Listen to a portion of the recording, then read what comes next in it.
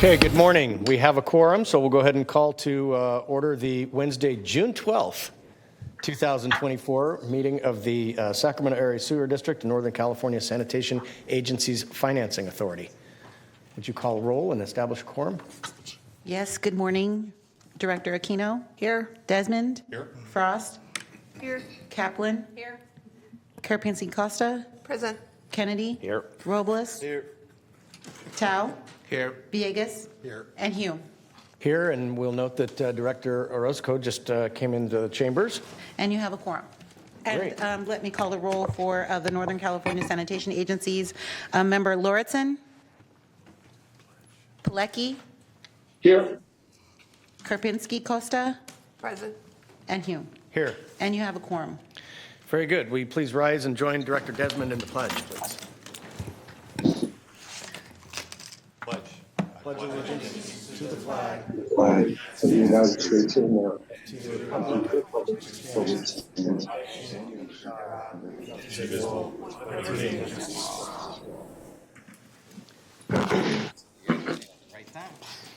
Okay, now if the clerk would read the statement and public comment procedures. This meeting of the Sacramento Area Sewer District and Northern California Sanitation Agency's Financing Authority is cablecast live on Metro Cable 14, the local government affairs channel on the Comcast and AT&T Uverse cable systems. This meeting is closed captioned and live streamed at metro14live.saccounty.gov. Today's meeting replays Sunday, June 16th at 9 a.m. on channel 14. This meeting may also be viewed at youtube.com/metrocable14. In accordance with Government Code 54952.3, compensation for a meeting of these legislative bodies is required to be verbally disclosed. The amount of $100 will be paid for each member participating today as a member of the Sacramento Area Sewer District. Compensation for Sacramento County Supervisors and City of Sacramento Council members is paid to the county and city respectively to partially offset the cost of those governments. Compensation for other board members is delivered to the individuals. To make an in-person public comment, please complete a speaker request form and hand it to the clerk. The chairperson will call your name when it is your turn to make a comment. You may send written comments by email to boardclerk@saccounty.gov. Your comment will be routed to the board and filed in the record, and that concludes the clerk's statement. Very good. Thank you. If we could move on to the first item, please. Timed matters for the Sacramento Area Sewer District and Northern California Sanitation Agency's Financing Authority. Your first item is approval of appropriation adjustment in the amount of $10.5 million to increase the appropriation authority in the treatment and resource recovery operating budget by transferring available appropriations from the treatment and resource recovery capital budget. Okay. Any questions from members here in person? No. Seeing none, any questions from the member participating remotely? No. Okay. Are there any public comments for this item? I do not have any speaker request forms, and we did not receive any written comment. Move approval. All right. I have a motion from Desmond, a second from Frost. Do we need a roll call for those for SacSewer here in For person? SacSewer, you do not. But All right. for All the- those in favor say aye. Aye. Any opposed? Okay. That motion carries. Do we need a separate motion then for the Yes. financing authorities? The chair will move. Is there a second? Second. A second from Director Karpinski Costa. Any questions or comments? All right. In this case, I believe we need a roll call because it's hybrid. Yes, sir. Director Pilecki, Yes. Karpinski Costa, Yes. and Chair Hume. Aye. And the motion carries by unanimous vote with All those right. members present. And I believe that concludes the business for the financing authority. So thank you very much for participating. Thank you. Thank you. Okay, on to Sacramento Area Sewer District consent matters, items 2 through 7. Move approval. All right, I have a motion from Director Kaplan, a second from Director Desmond. Any questions or comments? Were there any public comments on the consent calendar? We received no public comments, and I do not have any speaker request forms. Very good. All those in favor signify Aye. by saying aye. Aye. Any opposed? Consent passes unanimously. I will note no members of the public in presence here in the chambers, so there are no public comments on items not on the agenda. We will move on to item number 9, separate matters, the miscellaneous director and district engineer matters.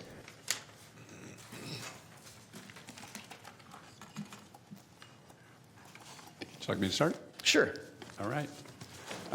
So June 26th, board meeting is canceled. So that's the one in 2 weeks. That one's canceled. Our next meeting will be on July 10th. And I would like to announce a longtime employee's retirement. Glenn Bielefeld, our Director of Operations, has been with the district for over 30 years. And there's a lot of knowledge built up in that head of his that is going out the door. His last day will be July 5th. And I just wanted to say, beyond the experience, obviously, he probably knows every nook and cranny of the plant out there.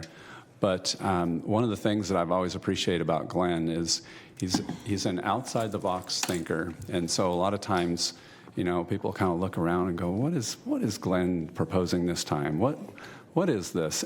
But you always appreciate having people like that, because sometimes those kind of, you know, maybe somewhat crazy ideas turn out to be something that's really important that we need to do.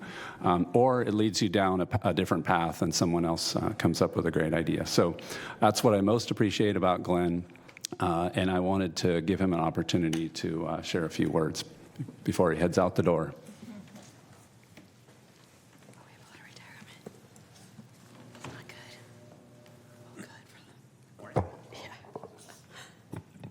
Good morning, Board Chair and members of the board. As Christoph said, I'm Glenn Bielefeld. I'm the Director of the Eckwater Operations Department. I'm feeling a bit reflective, I guess, at the threshold of my own retirement, and this being my last board meeting, so I'm going to share some thoughts with you. First, I'd like to appreciate your trust in me, and I'm feeling a sense of satisfaction in having served your board for the last 3.5 years. I'm also feeling satisfaction and pride in being a member of the staff and a leader in the SacSewer organization. There's 800 people at SacSewer, 350 are at my department at the Eckwater facility. The staff there, many of them really are on the front line in our operations and maintenance groups. They're there making sure that everything's running 24/7, and behind them, there's the administrative and tech groups, which make sure all the frontline staff have everything they need all the time. And I don't want to forget, of course, our Buffalins group, which makes our outward appearance to the public look so good. So I've been routinely impressed over the last 30 years how all these staff that I just mentioned rise to whatever occasion may come. In the winter, of course, during atmospheric rivers and flooding in the region, they're there. In the summer, when we have fires throughout California sometimes and smoke that just inundates everything, they're there. When we have multi-year pandemics, they're there. You know, while everyone else is teleworking, we're at that facility. And of course, major construction, which can take a decade or longer sometimes, they're there making sure everything's still running while the construction's happening. And there's just the normal things that happen in a treatment plant and a collection system with process upsets and regulatory guffaws, and you have to deal with that as they come. In effect, it just never stops. I'm glad to have been a part of it, but it's just an ongoing thing forever. I literally feel like I started my career in the last century. In 1994, when I got here with the district, we were kind of paper bound. Interoffice mail really had a different meaning. I mean, it really was just paper mail. There was no email. We had paper work orders, paper timesheets, and I seem to recall we had something like 65,000 drawings on paper in the files at the facility. Since then, I've been just very glad to be a part of the group that's helped evolve the Eckwater facility into the 21st century, effectively world-class facility that we're recognized as today. We're currently the second largest facility of our type in the United States of America. I take some pride in the challenges and the rewards that came with all that effort. And, you know, there was some fun times in between, a lot of good people again. I feel some fulfillment in that I've been able to be here at the beginning of the next step in our evolution. Of course, you're aware of the Biogen project, so in a couple of years, we'll be net zero energy users, and that's pretty awesome. And then there's the Harvest Water project, which you'll hear a little bit more about soon. But for me, that's almost the fulfillment of a pipe dream, looking back again to 1994, that we're able to use almost 1/3 of this really excellent water that all these people treat to offset the groundwater use in the South Sacramento County. It's just kind of amazing, really. Your sewer system, it's in great shape, and it's in really good hands. I firmly believe that SacSewer and our sewer system underpins the very quality of life that we all enjoy in the Sacramento region. I believe SacSewer's best days are really ahead of it. I'm looking, some people ask me what I'm looking forward to as I retire. I'm looking forward to an extended trip to the Swiss Alps very soon after retirement. And I'm really looking forward, somewhat selfishly, to next winter when I can have a much more stress-free feeling about the next atmospheric river that's been, So anyway, thank you very much. Well, thank you. And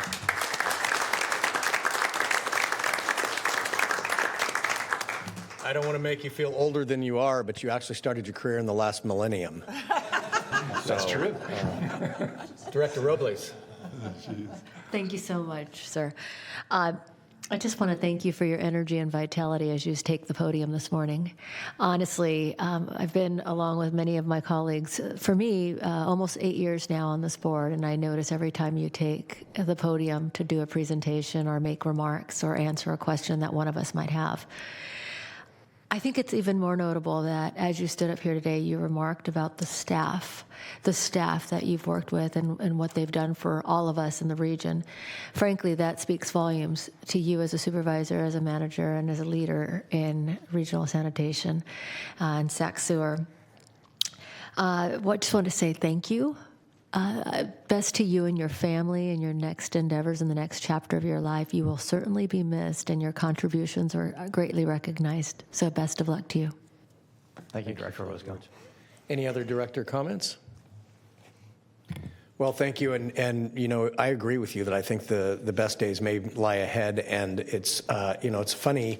You've obviously been a part of a major change in the district through the years, and I think back to prior to the Echo Water project, we kind of came kicking and screaming along to do that, but it has turned out to be something of which I hope you are very proud to have been a part of and to oversee.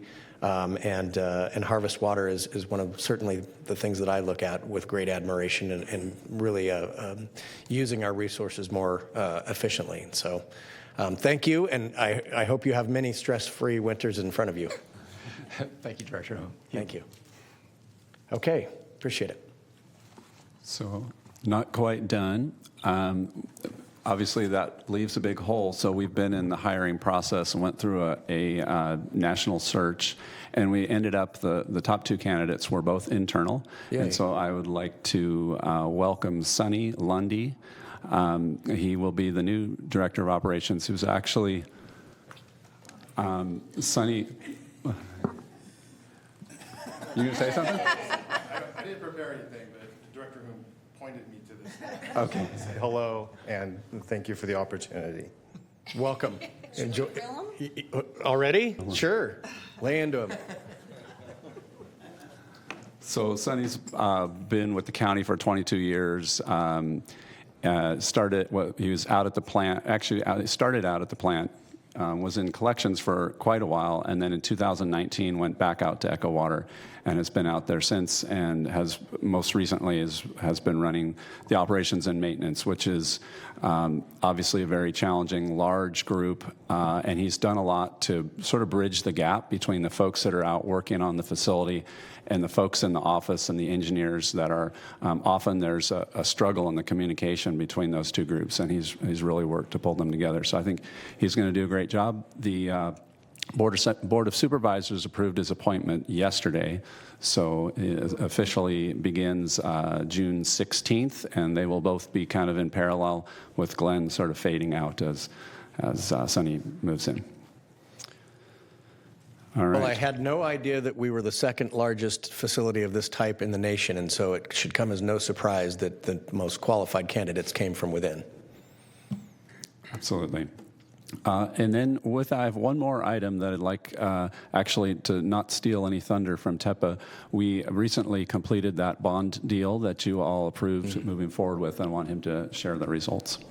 Great. Good morning, Chair and members of the board. So last board meeting, May 22, we were here asking for authorization to refund a number of bonds so we could realize some savings. So we refunded the 2014 series, which was a fixed rate issuance, and then we had 3 variable rate bonds, the 2012A, 2013C, and 2013D. And also we wanted to terminate our swap agreements that we had with BNP Paribas. So last week, Wednesday, was the pricing, June 5th, I'm glad to say it went really well. We achieved all our objectives. Some numbers moved around, but we still ended up where we thought we would. The week before, the news that was coming out was very challenging. There were a lot of large municipal issuers going out the same week last week. So there was going to be a lot of supply from the, I think Los Angeles Department of Power was issuing out a large bond issuance, the Bay Area Toll Authority. So there was some fear that with all this bonds flooding the market, our interest rates might really be bad. But, I think luck was on our side, or, there was a lot of demand. So we were oversubscribed. Our issuance was oversubscribed by almost 5 times, which allowed our underwriters to tighten the spreads. And so our interest cost ended up almost where it was predicted. I think when we were here last time, our estimate was 3.26%. We ended up only 15 basis points higher at 3.41%. So we still got a very great interest rate. We realized the savings. So the savings kind of dipped a little bit from what we had projected because of that increase in interest rate, that minor increase. So we still realized about, in present value terms, $60 million in savings.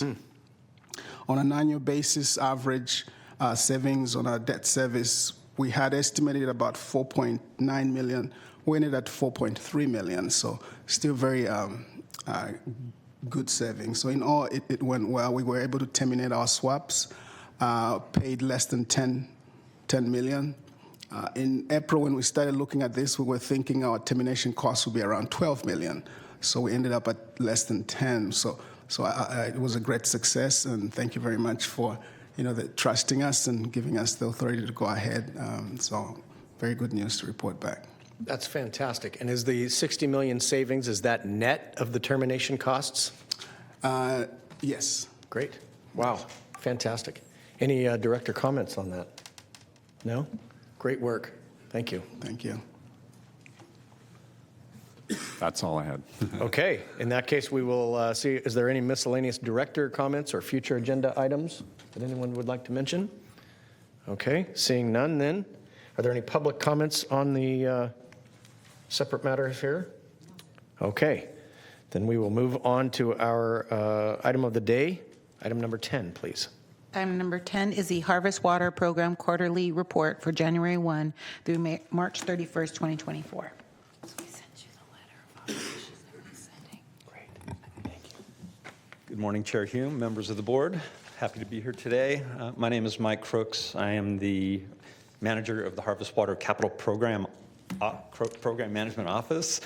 So I'm going to go through a few updates today on how we're doing on the construction side of things, and then I'll be followed by Heidi Oriole, and she'll be touching on our administrative program management office activities.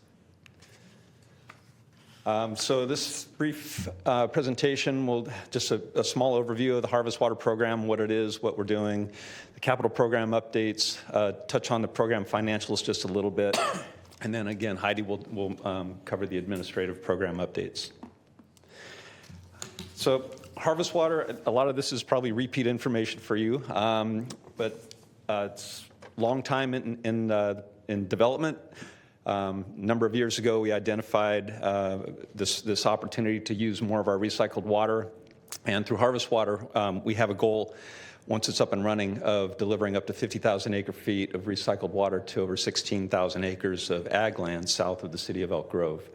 They'll use this water for crop irrigation, and during the winter time, some of our water will be used to flood fields for ecological benefits. The program does bring multiple public benefits listed here: groundwater restoration, ecosystem improvements, water quality improvements, conjunctive use, and climate resiliency. It's because of these benefits and others that put us in a great position to receive significant grant funding from the state of California. In our water storage investment program, we received just short of $300 million. We've also secured a grant from the federal government, the U.S. Bureau of Reclamation, $30 million from their Water Infrastructure Improvements for the Nation program.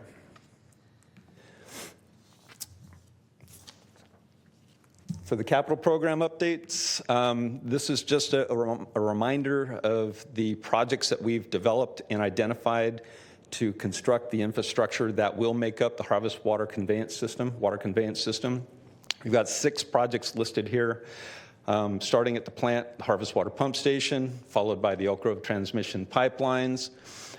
We've actually split that into 2 segments. I believe that's been explained previously. I'll get into it a little bit more. The Franklin-Eschinger pipelines, which is the first package outside the city of Elk Grove. A couple of what I would consider more distribution-type pipeline projects, Central, South, and West. And then lastly, we've got on-farm connection assemblies, which are the improvements actually on the properties that we will serve. Those improvements will control delivery of water to those properties. So those 6 projects, we anticipate will have up to 8 construction contracts to implement them. So far, we've got 5 of our construction contracts that have been awarded. So I'll just briefly go through each of the projects. The harvest water pumping station, that contract was awarded earlier this year to a company called Overa. They actually were a company who worked on EcoWater as well, so they're familiar with the plant. They are currently in the process of mobilizing to the site, to the treatment plant. They've set up trailers, and probably within the next month, they expect to actually start breaking ground and getting started on real construction. Elk Grove transmission pipeline, again, it's been split into 2 different segments. Segment 1 is all within the plant. Segment 2 is all within the public right-of-way. We had to split it up because we had difficulty getting approval from Union Pacific for our proposed crossing at Sims Road, which is on the plant. So we split them up. We advertised segment 2. That was awarded earlier this year to Mountain Cascade, and they've been pretty active. They are currently out doing potholing for critical utilities, and they expect to actually get into pipeline construction July-August timeframe. Segment 1, we believe we've addressed Union Pacific's concerns with respect to the Sims Road crossing. We hope to have an approved permit from them, and we'll be ready to advertise segment 1 towards the end of this year. Franklin-Eschinger pipeline, this was the first pipeline that was awarded last year. It went to a company known as Stephen P. Rados, and they've been very active in the service area, if you guys are familiar or travel around Elk Grove. So 10 miles of pipe from 16-inch up to 66. They actually broke ground on Bruceville Road in February, and since then they've kind of been bouncing around a little bit, starting with the smaller diameter pipe, which is plastic. It's quicker to get, it's easier to install. But actually right now they're installing large 66-inch diameter steel pipe down Franklin Boulevard. So they're doing really well. Central South pipelines, that one was also awarded last year. Actually, earlier this year, sorry. And they are active working towards mobilization. They're procuring materials. But they don't expect to start construction until July or possibly even August. That one is probably our quickest project. It's mostly smaller diameter plastic pipe. So once they get going, we expect that they'll move pretty quickly. The West Pipelines package, this one was awarded last year. The company that got that project, their name is Sucut. They've done some work out in the field. They've had a few issues that they've run into, and they've had to pivot here and there. They're currently getting ready to trench underneath a railroad crossing on Twin Cities at Franklin Boulevard. So Twin Cities is currently closed and will be for a number of weeks. But then they're active in other areas down there as well. On-farm connection assemblies, this is one project that has not gone to construction yet. The designs for these connection assemblies is basically complete. Our first package, construction package, we hope to advertise towards the end of this year. What we need is executed agreements with the growers and the property owners out there. We cannot move to construct these improvements without those agreements, because with those agreements come easements on the properties that we're going to be constructing on. We do anticipate these being constructed in a couple different phases because there are so many, and we think it's going to take some time to actually get all of these agreements approved and executed. So we're anticipating another package probably about a year later. That one would go out to bid towards the end of next year. Just a lot of project coordination continues. City of Elk Grove is a major player in this with our encroachment permits, traffic plan approvals, which is fairly complex, and also we need some easements on city-owned parcels. That process is basically complete. I believe the easements for the city parcels are going to City Council today. Hopefully they get approved. County Department of Transportation, we've worked with them pretty closely to identify our approach to restoring pavement after pipeline construction, and they've also agreed to contribute some funding because we are doing a little bit more than what a typical pipeline project will do in terms of restoring pavement on the road. We do have a draft agreement for that cost share, and they will be bringing that to the County Board of Supervisors in the near future. Sacramento County Water Agency, they operate and maintain recycled water systems within the city of Elk Grove in a couple different pockets. One is active right now, Laguna West, Lakeside, Stone Lakes area. There is a phase 2 area which consists of the Laguna Ridge and East Franklin specific plan areas. Those areas are plumbed for recycled water. They just don't have a connection or a source. And Harvest Water will provide that connection, and Sac County Water Agency will pay some form of cost share towards that. Great. Public outreach and engagement. Again, it's been ongoing. It is ramping up because of construction getting going. We have a multifaceted approach that includes direct contact with businesses and homeowner groups.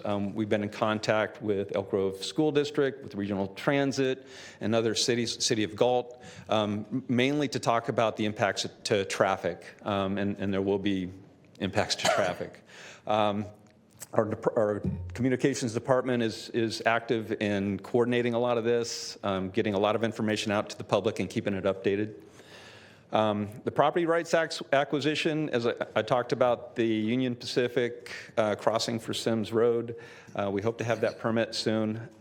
We have 4 others where we did receive permits, but those need to be extended because they only issue them 1 year at a time. And then, again, finalizing easement acquisitions. I talked about the City of Elk Grove parcels. There are other privately owned parcels that we are obtaining easements on, and we've reached agreements on all of them. It's just a matter of going through the process and getting them recorded. Permit amendments, as design changes here and there, especially with respect to the on-farm connections, things have to be moved and tweaked a little bit. We've had to update or modify or amend our existing environmental permits, and we've done that. We're going to have to do it again because of that Sims Road Railroad crossing. We're changing our alignment, which pushes us outside the area that was currently covered by our permits. So that's in progress. Financials, this is a slide that you've seen before. It's a snapshot of what we consider our current budget for both the administrative and the capital program management offices. We are just shy of $600 million. To the right identifies the grant funding that we've secured, so there is still a gap that the district has to cover. Things down the road may change. We did get a lot of favorable bids when the bids came in. We're a little bit hesitant to change anything here just because we still have 3 packages that need to go out to bid. And there are things that we encounter during construction, and we'll talk about that a little bit. This is a snapshot of our projected budget versus our actual expenditures. That red line in kind of left to center represents March, which is the quarter that we're reporting on right now. So we've pretty much underspent what we projected earlier on, but you can see to the right of that vertical line, the expenditures are going to escalate pretty quickly as we get deep into construction. But I think our outlook is good still with respect to the budget. And again, I mentioned we still have a few packages that go out to bid, a couple later this year and another next year. We are gaining more certainty on what our costs are going to be, but some things are still unknown. The change order aspect, underground construction is sometimes risky and surprises you. We've already encountered a few things that will result in change orders, and those will be coming soon. But again, I think things are looking good with respect to budget outlook. That brings me to change management protocols. I think many of you will recall the protocols that were established for EcoWater. We are following those same protocols for harvest water. This includes, with each contract award, construction contract, your board has approved a 4% contract change allowance that is under Christoph's control. That allows us to respond to changes pretty quickly and keep contractors moving. For large changes, we've reestablished what we call a change management board. This consists of an internal person. In this case, it's going to be Sunny. And then we have 4 external people that are from various agencies who generally are related to SacSewer, such as the city of Sacramento, city of Rancho Cordova, city of Folsom.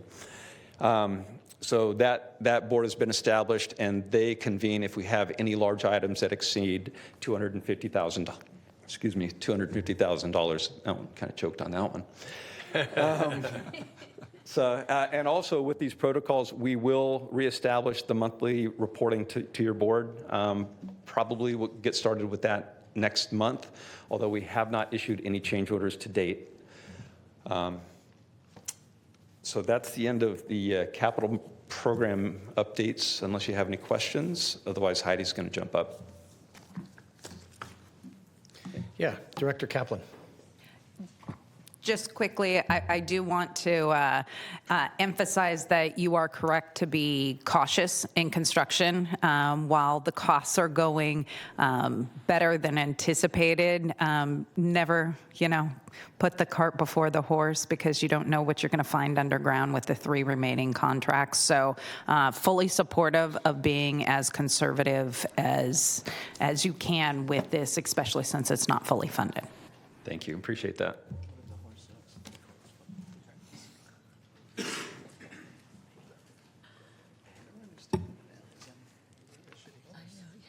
All right. Good morning, Chair and members of the board. My name is Heidi Oriel. I'm a senior civil engineer in the Legislative and Regulatory Affairs Group for SacSewer, and I also support Harvest Water as a program coordinator for the Administrative Program Management Office.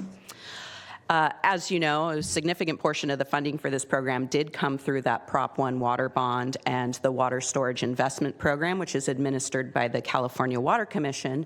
And Harvest Water is still the only WSIP project of the 7 that have been conditionally awarded funding in the state to have completed its final funding award with the Water Commission, which was a big milestone for us. And we were also the first to break ground on construction.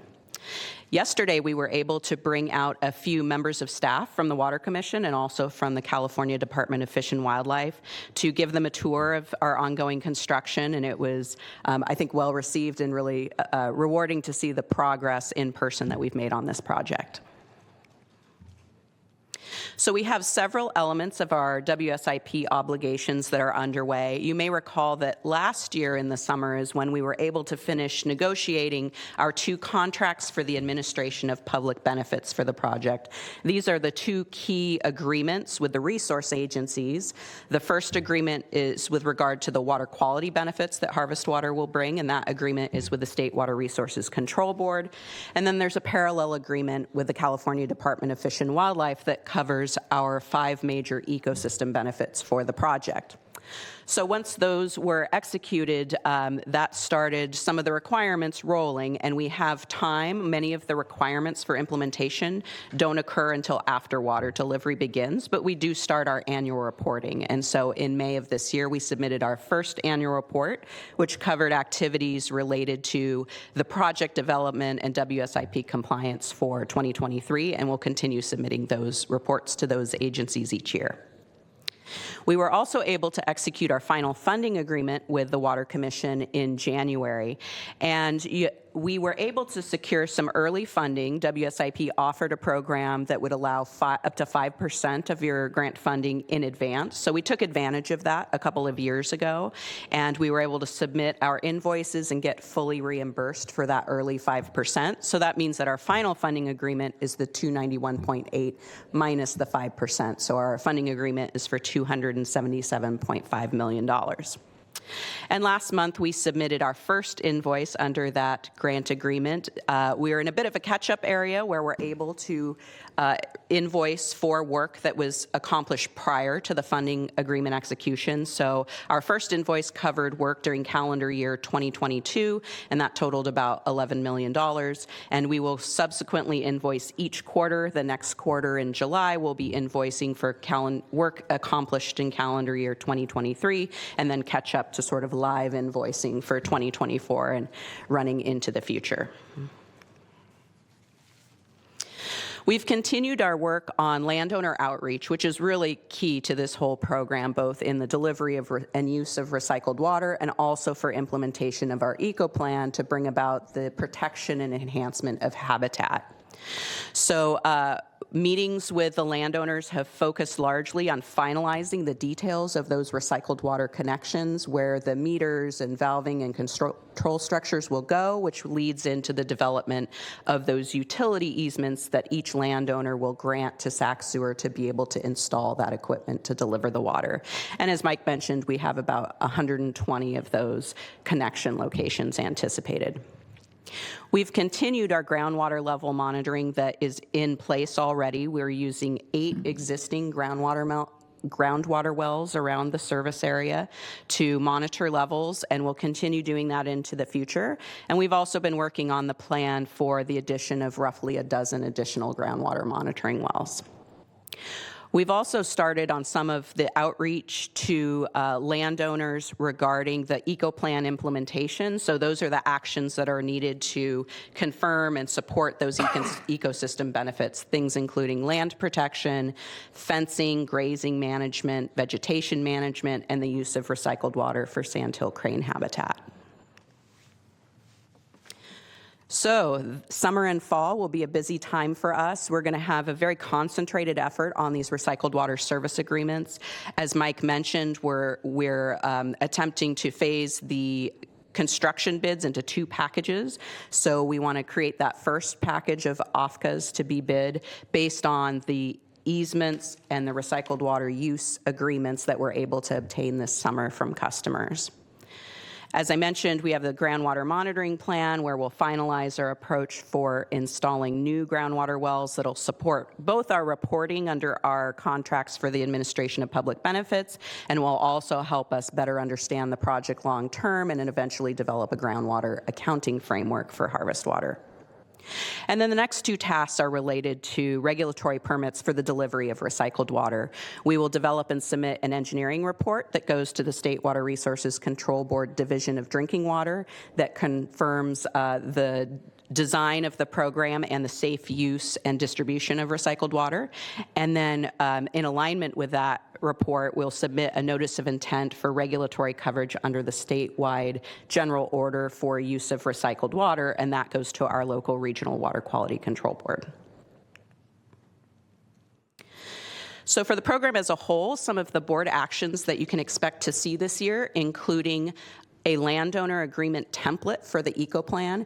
These are the agreements that will set out the terms of agreement between SacSewer and individual landowners regarding the voluntary eco plan activities that they would undertake. So you may have one farmer that agrees to take water and flood his field for sandhill crane habitat in the winter. You may have another farmer that's working on both, allowing vegetation improvements in riparian areas and installing fencing to control grazing, things like that. So we'll have a suite of activities, and each individual landowner may have 0, 1, or 5 of those activities, but you'll get a chance to see those agreements. We will also be bringing an amendment to the Administrative Program Management Office's Engineering Consultant Support Agreement. And then on the capital side, Mike mentioned that we'll be advertising the Elk Grove Transmission Pipeline Segment 1 and the first package of OFCAs during 2024. And as they proceed, we'll also bring additional amendments for engineering services during construction for those projects. And with that, Mike and I would be happy to take any additional questions. All right, thank you. Any directors have any comments or questions on this report?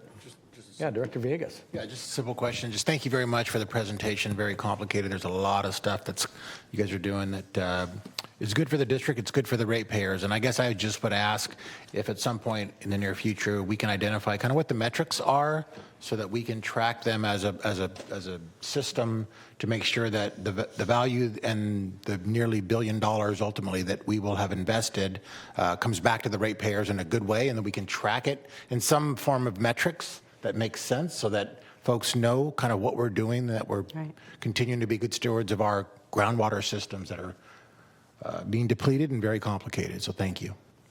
Great, thank you. Thank you. Any other director comments or questions? No? Thank you for the report. Appreciate it. It's exciting times. It feels like it's starting to come to be a reality. And I think this is, as was mentioned, just a really forward-thinking project for the district to undertake. Thank you. You can't take me seriously with the hat on. At least there's a reason in today's meeting. Normally my colleagues. Is that a filter on him? Is the scarlet letter, or is it some other reason? Oh, I don't know. It's birthright, I think. Okay, that was the last item. Do we have any public comments on this item? And I don't believe there's no vote. There is not a vote. It's a receive and file item. So if there's nothing else for the good of the order, we stand adjourned. Happy birthday, Mr. Thank you. Happy birthday.